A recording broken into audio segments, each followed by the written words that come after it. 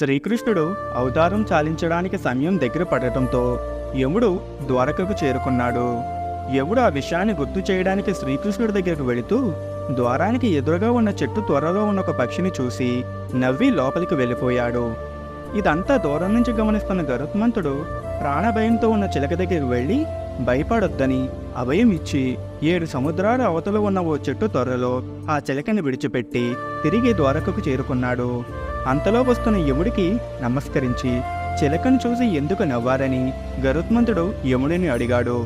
అందుకు యముడు చిన్నగా నవ్వి 7 సముద్రాల అవతల ఉన్న ఓ చెట్టు త్వరలో ఉన్న పాముకి కొన్ని క్షణాల్లో ఆ పక్షి ఆహారం కాబోతుందని, ఆ విషయం దాని తలరాతలో రాసి ఉందని, అది ఎలా సాధ్యమని ఆ చిలకను చూసి నవ్వానని యముడు గరుత్మంతుడికి బదిలిచ్చాడు.